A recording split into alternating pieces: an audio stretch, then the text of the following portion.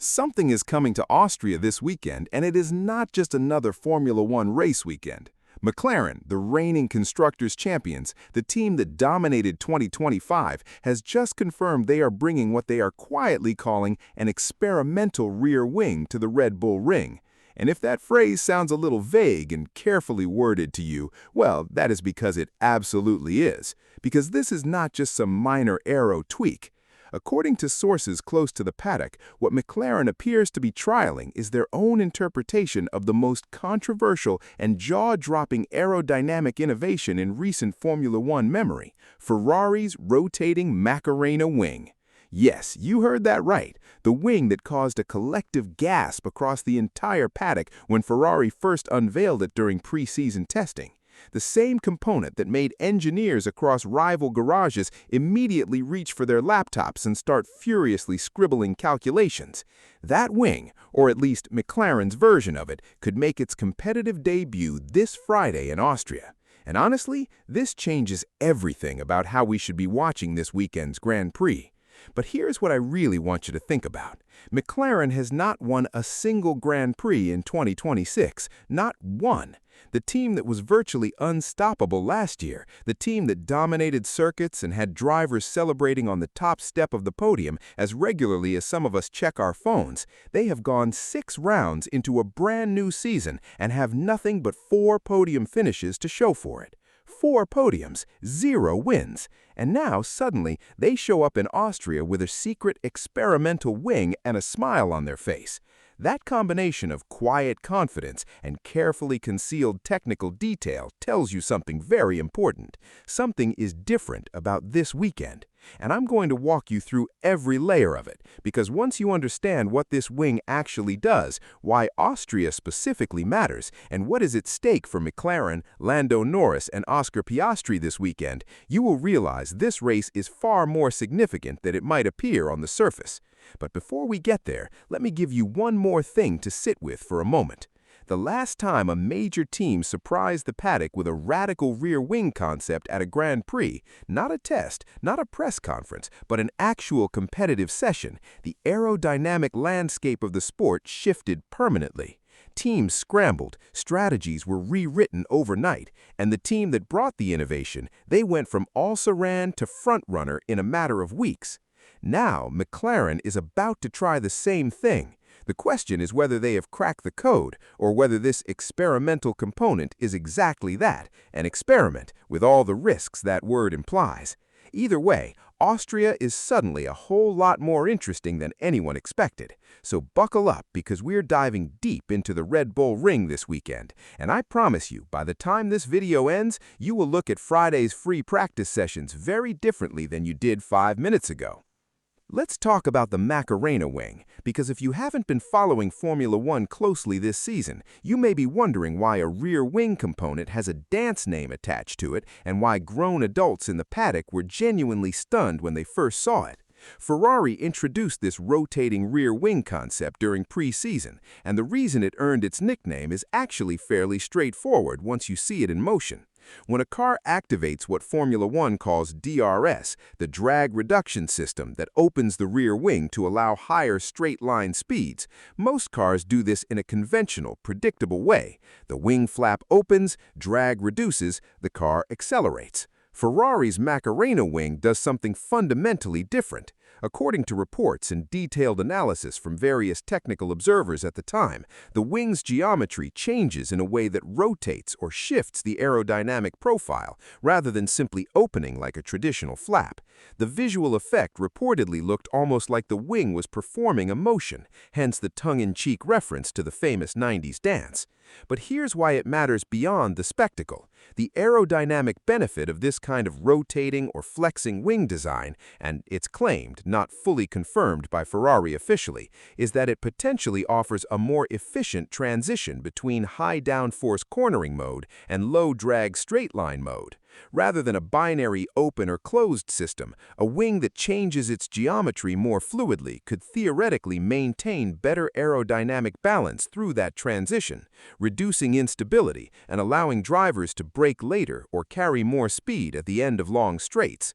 Ferrari first ran this part competitively at the Miami Grand Prix, and if that timing tells you anything, it's that Ferrari planned this reveal very deliberately. Miami was not chosen by accident. It's a circuit with long straights and a distinctive aerodynamic challenge.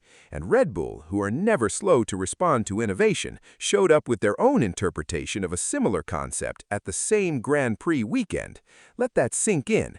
Two of the most resource-rich and technically sophisticated teams in the sport simultaneously debuted versions of a novel wing concept at the same Grand Prix weekend. And now McLaren, sources allege, is about to add a third interpretation to that mix in Austria. This is the development race in its most raw and competitive form. Now, to be entirely precise and fair, McLaren's technical director for applied engineering, Neil Holdy, kept his language careful when confirming the upgrade. He described it as an experimental rear wing that would run only throughout Friday's sessions, not Saturday, not Sunday, Friday, which, if you're reading the tea leaves here, suggest one of two things. Either McLaren is genuinely uncertain about the component's performance and wants data before committing to it for qualifying in the race, or, and this is equally plausible, they want to gather competitive intelligence under race weekend conditions without the pressure of it affecting their championship points haul if something unexpected happens. There is a difference between those two interpretations, and it matters quite a lot. Because if McLaren is uncertain, that means Austria might be a learning exercise for them rather than a victory push. But if they are confident and simply managing risk intelligently, then Friday's sessions could be the preview of something that transforms their season. And here is the thing about McLaren's current season that I think deserves more attention than it is getting. 4 podiums from 6 races is not a disaster by most team standards, but for McLaren, coming off a Constructors' Championship, it feels like an identity crisis. Lando Norris finished 3rd in Barcelona last time out. Oscar Piastri has shown flashes of genuine pace. The car is not broken, it's just not quite at the front. And in a sport where the margins between winning and losing are measured in hundredths of a second, not quite at the front is the same as not at the front at all. Austria might be the weekend where that changes, or it might be the weekend where they collect valuable data and simply wait. But I will tell you this, there is a reason McLaren specifically chose to debut this experimental rear wing at the Red Bull Ring, and it is not a coincidence. The Red Bull Ring is one of the shortest, most distinctive circuits on the entire Formula One calendar, and understanding its characteristics is essential to understanding why McLaren has chosen this specific weekend to trial their experimental rear wing. The circuit in Spielberg, Austria, sits in a valley surrounded by mountains and features a layout that is deceptively simple on paper but brutally demanding in practice. It has relatively few corners compared to most Grand Prix venues, which means that lap times are concentrated into extremely compressed moments of decision-making. A driver cannot afford to lose time across a long, winding sector. There is no middle section of the circuit where you can claw back what you gave away at the start. The lap is short, the margins are razor thin, and every aerodynamic decision has an amplified impact on your final qualifying position. Now think about what that means for an experimental rear wing. The Red Bull Ring places a high premium on straight line speed. The long Nord curve straight, followed by the demanding braking zone into turn 3, is one of the decisive sections of the circuit. Getting your aerodynamic configuration right, specifically the balance between downforce for the corners and drag reduction for the straights, is absolutely critical here. A wing that offers a more efficient transition between those two modes, as the Macarena-style design allegedly does, would theoretically be worth more lap time at the Red Bull Ring than at many other circuits on the calendar. McLaren has clearly done the math. Holdy himself acknowledged that Austria historically has been a strong track for McLaren, and while he was diplomatically careful not to make promises, the underlying message was clear. They believe the circuit characteristics suit their car. They believe their driver's skills align well with what the track demands. And now they're adding an aerodynamic wildcard that could potentially give them the additional performance margin they need to convert podium potential into actual race wins. I want to be honest about something here, though, because I think it's important. Every team that brings an upgrade to Austria will be telling you it suits their car. Every technical director who appears in front of a camera this week will be measured and optimistic and full of carefully worded confidence. That's how this sport works. But McLaren's situation is different from most teams' situations right now, because they are not a team building towards something in the future. They are the defending champions trying to figure out why their current season hasn't gone the way they expected. And that gives this experimental rear wing an urgency that goes beyond pure technical curiosity. Neil Holdy was straightforward enough to acknowledge that the overall package arriving in Austria is lighter than some of McLaren's recent updates. He used the word lighter. In Formula One speak, that means this is not the big swing. This is not the major upgrade that rewrites the car's performance. This is a measured, targeted development focused specifically on the rear corners of the car and this experimental wing concept that is part of what he called a season-long development pathway. I appreciate the honesty of that framing, genuinely, but it also raises a question that I think every McLaren supporter should be sitting with right now. If this is the lighter package, when does the heavier one arrive? And more importantly, will it arrive in time? Because the championship picture is shifting rapidly. Ferrari are winning races. Lewis Hamilton claimed his first Grand Prix victory for the Scuderia in Barcelona, and if you know anything about Lewis Hamilton, you know that a man with that level of experience and motivation who finally finds himself in a winning Ferrari is not going to slow down now. Meanwhile, Mercedes, more on them in just a moment, are also bringing upgrades to Austria. The development race at the front of the grid is genuinely compressed right now in a way that we haven't seen in recent seasons, and every single Grand Prix weekend carries an outsized significance. Austria is not just about Austria, it's about momentum. It's about who walks away from Spielberg with the psychological advantage heading into the summer stretch of the calendar. And that's why McLaren's experimental wing is not just an interesting technical footnote, it is potentially a statement of intent. Whether that statement translates into pace on the track is something we will know by the time Friday's sessions wrap up. The data will tell the story that press releases never fully reveal. While McLaren is generating intrigue with their experimental rear wing, it would be a mistake to overlook what is happening with Mercedes, because the story coming out of Brackley right now is one of the most unusual and frankly uncomfortable narratives in recent Formula One history. Mercedes won the first 6 races of the 2026 season. 6 races, back-to-back. In a sport where consistency at that level is extraordinarily rare, Mercedes came into this season looking like the dominant force in a new regulatory era. And then, almost as if the universe decided the story needed a twist, things started unraveling. George Russell retired from the lead of the Canadian Grand Prix in May with a technical failure. You do not retire from the lead of a Grand Prix with a technical failure and feel good about it. But Mercedes could perhaps absorb that as an isolated incident, an anomaly in what had otherwise been a perfect run. Then came Barcelona. Kimi Antonelli, the young Italian prodigy who has been extraordinary in his debut Formula One season, genuinely extraordinary, was running in second place when his car suffered what is reported to be an engine-related failure, a DNF from second position in a race where his championship rival Lewis Hamilton went on to win. That is not just bad luck, that is a points swing of potentially 44 points in a single race weekend.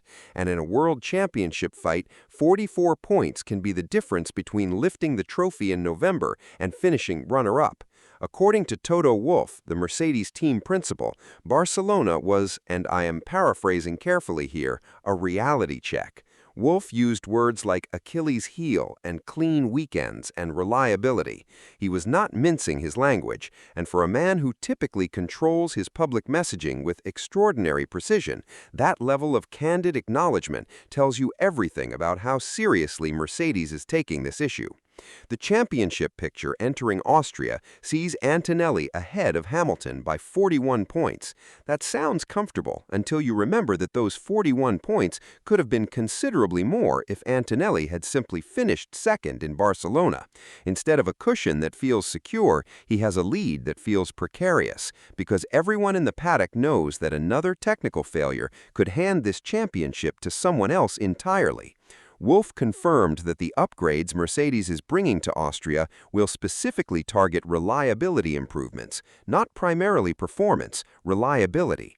That is a significant thing for a team to publicly admit because it concedes that the car which won 6 consecutive races has a weakness that has not been fully solved, and it invites exactly the kind of pressure that rival teams, Ferrari, McLaren, Red Bull, will be very happy to apply.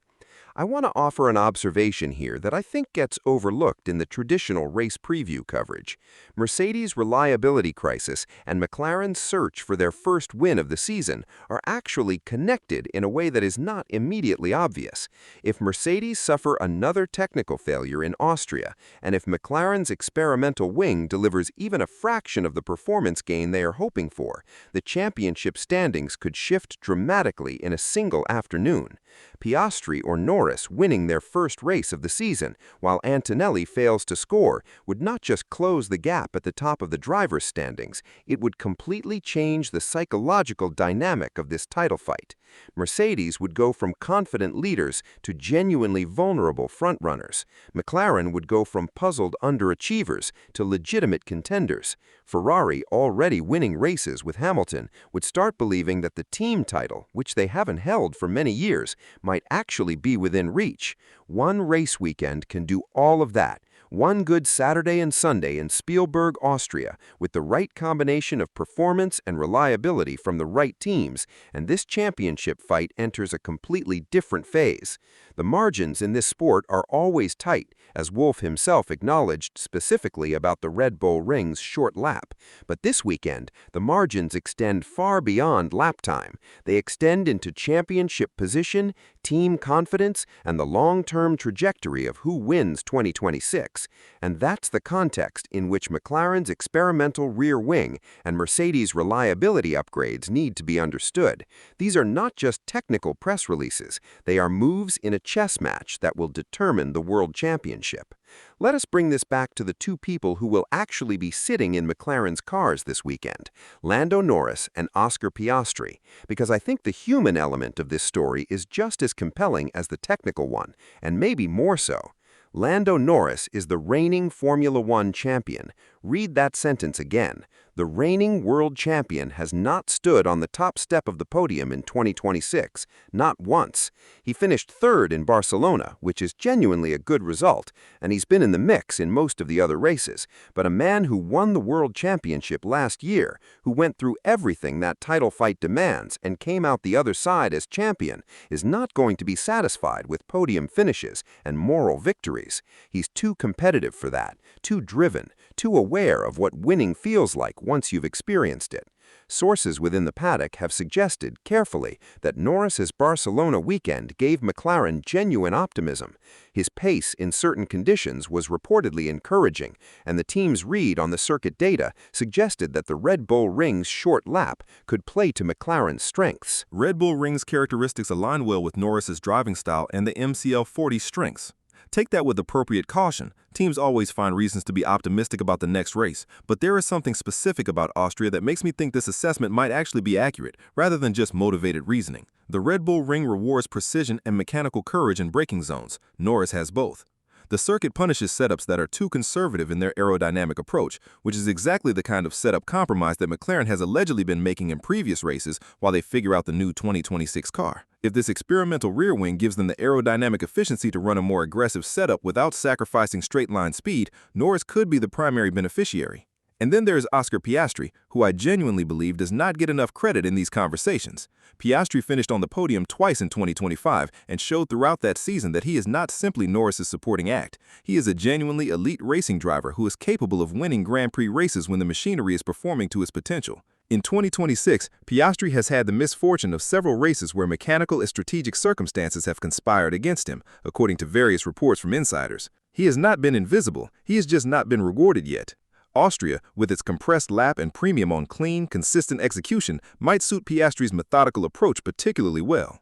One of the things that strikes me as a consistent observer of Formula One is how often teams that are struggling to find their first win of a season suddenly find 2 or 3 in quick succession once they unlock whatever the underlying issue was. It is as if the confidence and technical clarity that come from winning a race unlock something in the entire operation. Engineering decisions become sharper, strategy calls become more decisive, and both drivers find an extra level of commitment. McLaren needs that unlock.